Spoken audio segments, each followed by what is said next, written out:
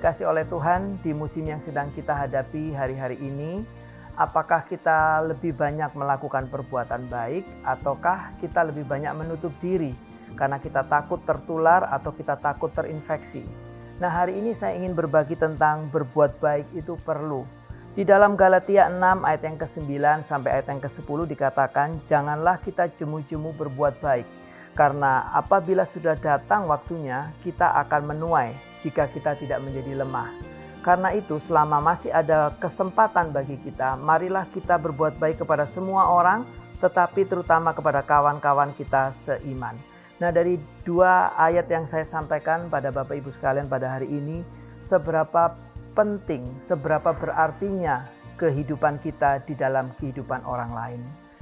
Please kita review, kita recheck, kita lihat kembali seperti kisah para Rasul 9 ayat yang ke-39 tentang kematian Dorcas, di mana saat dia mati janda-janda itu berdiri di sekelilingnya. Artinya senantiasalah atau be kind terhadap orang lain. Ada beberapa hal yang ingin saya bagikan bagaimana dampak perbuatan baik itu. Yang pertama, tidak perlu menunggu waktu. Ketika Roh Kudus, ketika Tuhan menggerakkan hati Anda untuk melakukan sesuatu bagi orang lain, lakukan saja. Karena di dalam tuntunan Tuhan, perbuatan baik kita itu pasti tepat sasaran. Jangan ditunda. Lalu yang kedua, di dalam perbuatan baik, lepaskan diri dari rasa curiga atau asumsi atas orang lain. Kita perlu ingat bahwa di dalam dunia ini tidak ada manusia yang sempurna. Jadi ketika kita melakukan perbuatan baik, jangan pikirkan bahwa apakah nanti orang itu akan berbuat baik juga kepada saya. Atau Anda mulai curiga orang ini kira-kira cocok apa enggak ya untuk menerima perbuatan baik saya. Please, hilangkan pikiran-pikiran seperti itu. Lakukan saja dan lepaskan diri dari rasa curiga terhadap seseorang yang mungkin Tuhan izinkan agar kita melakukan perbuatan baik kepadanya. Lalu yang ketiga, dengan berbuat baik, kita akan sehat dan senantiasa sukacita. Beberapa waktu yang lalu saya mendengarkan sebuah kesaksian seorang ibu di mana sebelum pandemik ini, ibu ini sering menolong keluarganya. Nah, di masa pandemik ini justru dia menolong keluarganya itu dengan jumlah yang 2 kali lipat. Saya tanya kepada ibu tersebut, ibu bagaimana hati ibu, bagaimana perasaan ibu? Dan dia menyampaikan kepada saya, wah saya sangat sukacita sekali. Justru ketika saya berani memberi, kebutuhan hidup saya tidak pernah kurang. Inilah Bapak Ibu yang saya mau bagikan, dengan berbuat baik, kita senantiasa sehat dan bersukacita.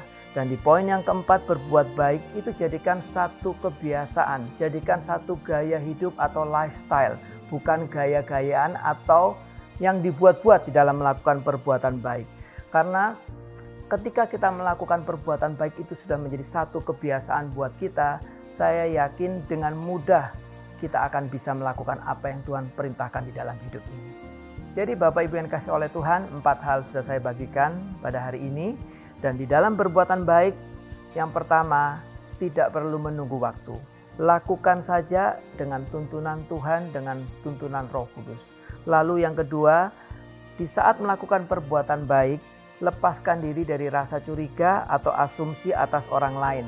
Karena setiap orang memiliki kelemahan masing-masing. Tugas kita adalah untuk bisa tetap berbuat baik bagi mereka. Dan yang ketiga, dengan berbuat baik, Anda dan saya akan sehat dan senantiasa ada sukacita. Dan yang terakhir, jadikan perbuatan baik itu sebagai lifestyle Anda, gaya hidup kita. Bapak Ibu yang kasih oleh Tuhan, ini hal-hal yang ingin saya bagikan. Jangan lalai, justru di musim-musim ini waktunya setiap kita anak-anak Tuhan menjadi pelaku-pelaku firman, menjadi kepanjangan tangan Tuhan di dalam berbagai aspek kehidupan. Karena tidak hanya kita sendiri yang merasa kesusahan, tapi di luar sana masih banyak orang yang membutuhkan uluran tangan kita. Demikian, Tuhan Yesus memberkati.